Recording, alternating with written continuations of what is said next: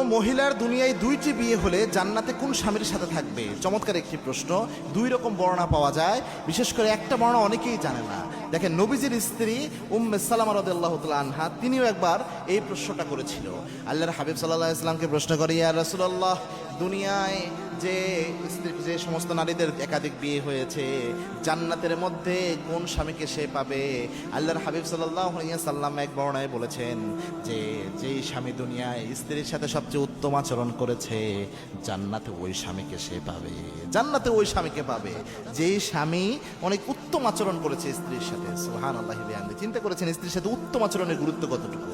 এটা হচ্ছে একটা বর্ণনা। আরেক বর্ণনা এরকম এসেছে যে শেষ যে স্বামীটা থাকবে ওই স্বামীটা জান্নাতে সে পাবে। তো দুই রকম বর্ণায় পাওয়া যায়, তবে এটা বর্ণনার ব্যাপারে দুর্বলতা আছে।